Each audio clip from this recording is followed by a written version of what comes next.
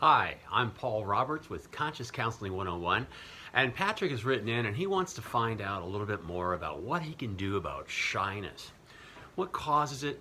Is it important to get past it? Let's talk about that today because we haven't done a video here at Conscious Counseling 101 about this. And I've got a lot of thoughts on it because I myself am an artist. I'm an introvert. All my life I've spent behind the drawing table, behind the camera, behind the drum set, behind message boards, behind counseling services. I've sat behind a lot of things, behind the editing suite, the camera lens, different things. Really, I have no reason to be an introvert. I have no reason to be shy. But because I've had a life that has been many splendored, all kinds of things. I've had many lives, but I still have been there and I can talk to it. So Patrick, I think what you have to ask yourself is your life taking you in a place where you have the choice to not be shy? I cannot be shy. I have this flamboyant lifestyle. I make costume characters and I've gone out into the world as a costume character, namely Batman is one of the big ones. Oh yeah, hi little guy, why don't you come over here? Batman's one of the big ones. I always have Batman around. I've gone out there, but I'm behind the mask. I ran a forum called Behind the Mask. Well, I still am running it, but it was popular before Facebook, and everybody did that stuff for the social media. And I came into this realm of where I was talking to so many people. I was talking to people about so many things that had to do with everything. And before I knew, I was off that drawing table. I was out in the public eye, even though it was using the internet. And I was seeing people for the first time off of my drawing table and out there and seeing all the issues and problems that they had. And I go, oh my goodness, is this what the world does to people? And I started counseling way back then, way before even anybody even knew I was counseling them. What I did was I used my position, I used where I was to be something more than the person knew that they were getting from me. They thought, oh, I'm the costume guy. I'm the guy that does this. I'm the guy that does that. Nobody really knew that what I was really doing was, like in Batman Begins, when he gets in the fight there in the prison. It's practice. Nobody really knew that what I was doing was flexing my muscles and practicing for the life that I would rather have than the life that I did have of being the artist or the introvert. I was trying to help people to get past their problems that they were having even before announcing that I was doing it. And I think in some ways I did. In some ways people came to know me more for that. And during that period of time on the message boards, I think we saw a real turning around of the way the world worked. During that time, before we went into Facebook and all those things, we actually saw a change. Now you've got cosplay, everybody knows how to do costuming right. They're doing new things all the time. And why did this all start? This all started because I wanted to get off the drawing board. I wanted to go into the movie industry. I wanted to go and create things in the physical realm. And now I work in the non-physical realm and dealing with conscious counseling and things like that. I just kept applying my hand at every single thing. But I was always at a place of safety. You could call me shy because I'm always behind that exterior that allows me to work in my area. That exterior that allows me to, kind of be like the Wizard of Oz, the guy behind the curtains, moving all the levers and making all kinds of things happen. But I spend my life still to today in a cave, in a workshop. I move around a lot more and do things with it, and where I go and what I do is much more comprehensive than it ever was. And my reality of having a flamboyant lifestyle from my dream as a child has become true. And I could go up to somebody now and I could present everything that I've been through and say, look at this. And I could be out there, I'm down here in Hollywood now, I could be out there going to parties and toot my horn, but I don't. Why? Well, this is where we come to, do you really want to be shy? Do you really care that you're shy? Is shyness hampering you? I realize shyness isn't hampering me. And so I don't go try to fix something that isn't broken.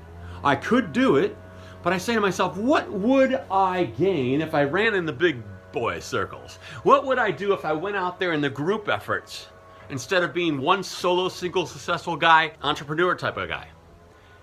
I've already been there. I already know the answer to that. I'd be a smaller puzzle piece in the larger thing. I've been there. I've done that. I don't want to be that. You have to ask yourself, do you want to do that? Do you want to go out there and make yourself more than you are in the eyes of others? Or would you be content making yourself more than you are in your own eyes? Well, I've done both. But I can tell you right now, I make my own plan. I do things the way that I want to do them. I don't answer to anybody. I'm not employed. I'm self-contained. Everything I do by myself. People even ask, can I come into the cave? Can I come and do this? Can I, all these things. I say no. There's a lot of reasons. Mainly because I do everything. I've always done everything that I do. I sculpt. I do video production. I've been in film. I've been in scenic shops. I develop large-scale bat caves and things like that for Six Flags. Different places now have the molds of some of the things that I worked on, and they make it in the other places too. I think that's funny to look back. And I look back and I go, oh my gosh, I've lived many lives. But let's get down to the shyness. Let's assume that you want to get past something that's holding you back. Have you first realized what your goal would be down the road? If you got past this block, what would your goal be? Imagine yourself there. Now, at Conscious Counseling 101, one of the things we do is we do perspective counseling. One of the things we have to always be able to do as an artist is visualize what we're going to create before we create it. So the creating is just using the physical realm's tools to create it. And then hopefully we take our art sight or our art see or our vision and transfer what we want to say onto another person in a practical form so that they can see what we've created and then they can gain from it. So what I'm trying to say here is, do you have the ability to envision a perspective of where you want to be so that when I talk to you about what it takes to get there, you can say to yourself, yeah, that's worth it doing all those things. I won't go out there.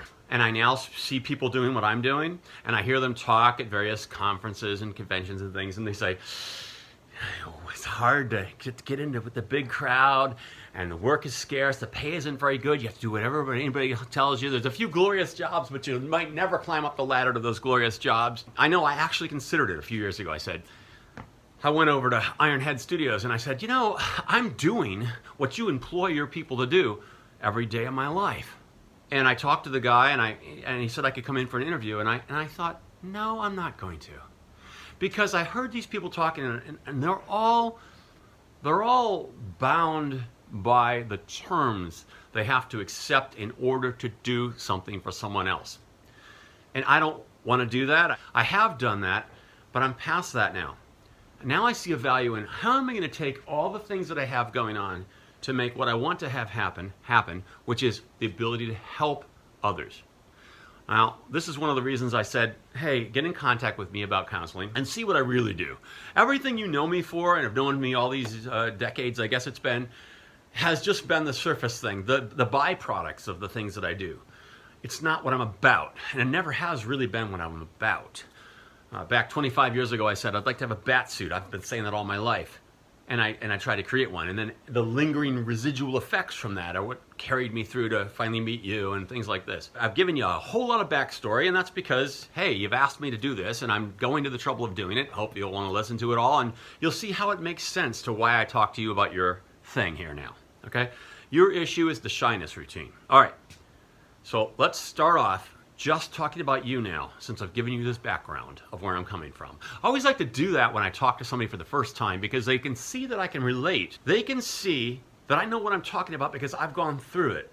And it's very important for a person, like I just look like a regular person. I'm not sitting here in a suit. I don't have any credentials that I can say, look at this diploma on the wall. I do have a diploma. It's about arts and communications, but not about counseling per se. My credential is, look how I can relate. Look what I've accomplished by being where you are. I can talk to you. You can listen to me. This is my credential. So I always start off a video for the first time with this. Now I've talked to you for 10 minutes and I haven't really talked about your thing. We're not going to talk about your thing now, okay? So you want to get over shyness. You want to get past it. Like I said, visualize where you're going to be going, where you see yourself. Visualize what it'll take to get there. And decide whether or not it's worth it. I have a very heavy friend. I call him my Alfred. He's been with me most of my days of my life, and he's helped me in a lot of areas. But he's succumbed to his weaknesses and illnesses of a body that he cannot any longer get a grip over. It's just too heavy for him. He relies on caffeine just to get through, and energy from pastas and carbs and things like that just to get through the day. And he can't lose weight, and his knees are giving out, and he cannot do anything about it, because if he did do what he needed to do, he would fail, because he wouldn't have the energy and the ability and the strength to move his body through his day, and he would lose his job, and he'd have nothing. He is absolutely what I would call gotten himself to a stage of hopelessness. He can't get his knees rebuilt without losing the weight. He can't lose the weight without having areas in his life suffer.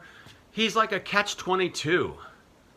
His thing has gotten so big for him that he can't do anything about it any longer. So his price of what he would have to pay to make a reality that he really can't even visualize or even be sure that he ever even really wants. And I say that because when he was less weight and where he did have more capability, he had what he called a 2-year plan, he was going to start making steps towards this when he could have, and he didn't. Why? Because he didn't really want to.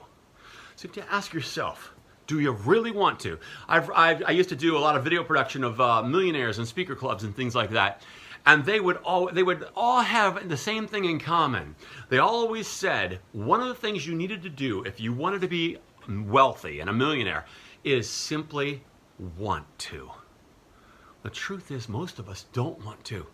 The truth is, most of us just want to have a comfortable existence, that we can observe life and enjoy our little creature comforts and not have these grand ambitious goals. Because I haven't spoken to you at length so far, and I don't know whether you have this huge goal yet of getting somewhere large, or whether you just have a debilitating handicap on a daily basis that's causing you to even gain what you want. I don't know which way to take this, but because this is a generic video, I always do all my videos generic, I want to speak to all of that so that I can help you all. So, let's say you have the large vision that you can envision down the long-range goal, and you really want it. You can see yourself there, you see your life purpose about that, you see how you can help the world. That's good. You're one step towards there. You envision it, you know you want it. Now, how do you go about getting it? This is where you go into the regular gurus that can help you with this kind of thing. There's practical steps in life. And you can go and make your goals with every single moment of your life, even moments that you're working for someone else, while you're sleeping, while you're watching television, while you're doing anything. Making it all about that focus. All about that focus. And everything you do will be baby steps, or larger steps, or giant leaps towards that focus. You can fail as often as you want to, but do not think of anything else but that, because you've determined you really can visualize it and you really want it. So now, everything you do is going to be about making that happen. When you feel an itch, when you feel a limit, when you feel a handicap, say, I could get there if I could get past this, but I can't. I'm not comfortable with it. You have to always weigh it on a scale. Is my lack of comfort worth overcoming in order to have a better chance of having this? And if you want this badly enough, and you're truthful to yourself enough, you will say, yes, it is. And you'll do it. Okay? That is basically it in a nutshell. If you continue to do that, you'll gain your goal. There's an aspect I want to talk about, not that long-range, huge goal being obtained, because that's the system. Just how simple that was. That's how you'll get there. Let's talk about if you don't have that huge goal. You're not sure every single day whether or not the thing you need to do to get past something you're willing to do, and feel the pain and go through the trouble, because the goal is just a little bit out of your reach. It's not that big of a deal. Let's talk about practical things that we can help ourselves with in that capacity. It's very important to be clued in. You don't want to be clueless. You want to be self-aware. You want to know yourself. You want to be truthful with yourself about your limitations, your skills, your perceptions, your perspectives, where you came from. Don't forget your history. Understand the world. Understand why things work the way they do. And when you come off to someone, be confident that what you're actually doing is giving them a picture of yourself that's a worthy picture of being seen, even if they don't like it. And if you're doing that, you're genuine. If there's value in what you are, you'll genuinely be getting somewhere. Maybe not with that person or that thing that's a blockade, but with yourself. And if you go every single day and you say, I'm going to be genuine, I'm going to reach out there, I'm going to be aware of who I am and how I'm coming off to that person, and I'm going to say to myself, and you have to do a lot of evaluations. These are evaluations, not judgments. You have to say, how clueless is that person? How aware are they? Are they a worthy adversary for me, or are they out of my league? Should I go on several different baby steps before I get to confronting this large problem with this person? Am I going to come off as way too timid and way too less to offer to go after this big goal? If the answer is yes, work on smaller things first. Say, do I have a skill I need to develop? Do I need to become more aware of what I have to offer and why? And do I need to make my portrayal of what I have to offer and why not larger, not artificially inflated, but more obvious to the other person, so that when I start to speak or interact or perform in front of them, it shows to them. But I can't be clueless. I have to be self-aware. I have to be constantly looking at myself and seeing whether or not what I have is worthy to give and barter and trade and exhibit in front of the other person. If it is, I go forth and I interact. I see if I can get a gain out of that situation. If I do, I'll go on another situation. I'll do another one. I'll keep doing the same similar thing. Okay, just like an artist does a drawing one day. So I learned from that drawing. I'm going to do another one the next day. The next day, you look at your errors. You look at the whole thing and evaluate it. You say, okay, what can I do better? You keep on working at it. Okay. If you're not able to be confident and truthful with yourself and know that you can offer something decent, then you have every right to be shy. And you should be shy. But don't make that your MO for the rest of your life. Just be shy and know you're shy and be truthful to yourself. Talk to yourself about your limitations. Work in that cave like me, where you have that safety, where you got the drawing table, you got the camera lens, you got the internet, you got the whatever you need to do to have your bars in front of you that can be broken later or separated or gone around. But don't go and jump the gun and try to do it if you're not ready. What you need to do to overcome shyness, and what I was just talking about, is you need to prepare yourself so that you have what you need to interact with those people that you're going to interact with in the step I was just talking about. You're going to need to spend some time. Now, I started all the way this grandiose millionaire vision of this great thing to let's go and take it, to the street with regular people every day, to all the way, oh my gosh, we're not ready for even that. Well, that's when we stand and we say, what do I need to do to develop myself? Have you ever seen that movie Clueless? It's a stupid thing, but it really has a lot to do with this, because I'm telling you to be truthful with yourself. I'm telling you not to be clueless. So all of a sudden at the end, this light dawns on the person in Clueless. And she says, but what makes a person a better person? So she goes and taps into all these different people that she knows, and they start talking about things, and they go, yes, this is how this artwork was thought to be and why the artist did this. And yes, this is what we can do to help promote these people that are in dire need, and all these different things. And she starts to think about things she never thought about before, because she was so into herself and her little clubs of like, how can I fix this person up and how can we make life better for everybody and everything like that, little shallow stuff. But she never took and looked at the deeper things. So she came out of her shell of cluelessness and started to realize she needed to develop herself. And when she did that, well, she didn't even really need it, because the person that she expressed herself to, even though he saw her for all these flaws and faults, liked her anyway. I mean, she was, good looking and fun to be with. There may be things about you that are good, that you're going to have that That's just there, but it's not maybe enough for every single person that you go after. So what you need to do is you need to do the same thing. Maybe you need to watch the movie. It's a stupid thing.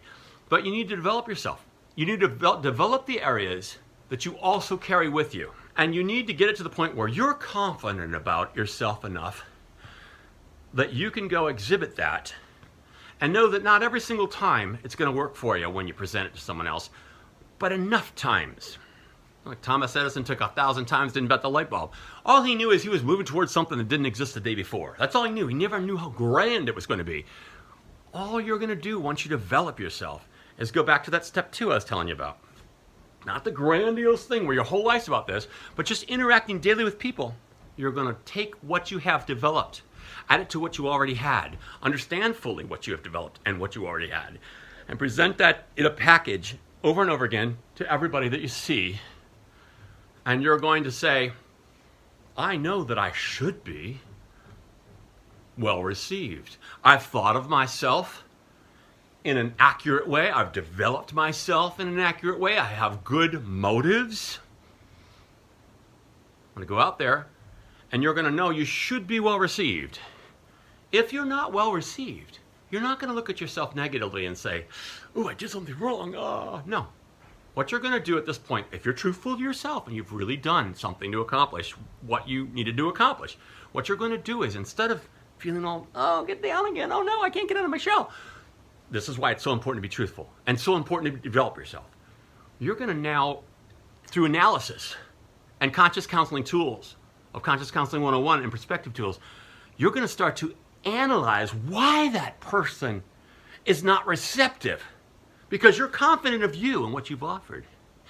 Now, instead of going, I got hit, I can't take it, it didn't work, I'm going to be shy now again, I'm not going to be so bold next time. No, what you're going to do is inwardly, you're going to say, I had my act together. I wasn't clueless, I was truthful, I developed myself, I had a worthy goal. It might not be a huge lofty goal we talked about at first, but I had a worthy goal. I'm going forward with good intentions. This person's not receiving me. Where's your energy going to go now? Your energy is going to go not against yourself, not even against the other person, but your analytical powers are going to be, why was that person not receptive? It might lead you into, oh gosh, they got all kinds of broken factors inside themselves. They're not even worthy of having the attention you originally thought. And yet you were going to give your best that you had to that person, and they turned you away. There's something wrong. Let's analyze what is wrong with that person. Why they're not receptive to what you want to offer. Maybe there's something wrong with them, or maybe you're just going to, after analysis, going to validate that they just don't want it. They're not the right audience for you. So it wasn't a failure. What it was a scientific experiment, and you found out the data on that particular thing wasn't the road you needed to travel down. So there's no reason to be shy on the next road, because the next road or the next light bulb invention might be the one, I don't want to say that makes it all happen, because nothing makes it all happen. I mean, people look like they're overnight successes, and sometimes with stars, maybe they are, like Flynn. You know, Errol Flynn did Captain Blood, and everything, the world opened up to him. But these millionaires and these people that work at something for a long period of time, to our eyes, sometimes in the media, it looks like they were overnight sensations, but they're not. So you're going to go down the next road, and you're going to say, okay, well, that road wouldn't have panned out because I did the analysis, and instead of direct it back at me and what I did wrong, I realized, well, why that road wouldn't work out, because that individual either wasn't on the same point of view as me or didn't welcome it because he didn't need that, whatever. The next road is going to be a better road for you. And then you're going to go through that same process again when you go down that other road. You're going to see whether you're getting any acceptance, whether what you present that you've developed, and just make it your best prize possible. Always put your best face forward and think about things as you're doing it. And don't come off bold in somebody's face like I'm doing now because you've asked me to, but the next person might not respond to that. Or if you strike up a good conversation and they seem like they're the type of character that does that, then you can. But you take yourself forward and you say, okay, this is the next road now. You exhibit what you have, you talk to the person, you see what happens. Now you're going to do your analysis ability again. You've already gained from all the analysis you did over here. You're going to do it again. And you're going to continue to repeat that process each day when you walk down a road. But what's going to make you happier and more willing to do it is you aren't going to feel bad about yourself. You're going to realize there's something about the thing that needs to be analyzed further. And when you direct your energies towards the thing that needs to be analyzed further rather than yourself, because you've already done that research up front and you've corrected it, and you've become not clueless, you've become more self-aware, you've been more truthful to yourself, now all your energies go towards starting to spot what you see in front of you that could be a potential road. And each time you analyze your situation and put all your energy in that analysis of that situation, now you're going to start to benefit from your overall work on the situation. And each situation will lend you to a better understanding of what the next one needs to bring. And that will be your new way that you work. That will take away the shyness, because your energy, instead of being directed towards the shyness, will be directed towards the possibility of getting somewhere every time and analyzing how you can do it better. All your energy will be placed there. And if you're not going for that huge long-range goal, then what you'll do is you'll just say, well, let's see how incrementally I can move towards a decent goal. And that will be what my best way of talking to you about how to overcome shyness, what it will look like for you. And I wish you well. I'll talk with you more about this. And if you want to talk about exactly specific things, just write back and I'll talk to you about the specific things rather than this generic video that I've done now. All right? This is Paul Roberts, Conscious Counseling 101. Hope to hear from you again. Hope this works for you. Start it off.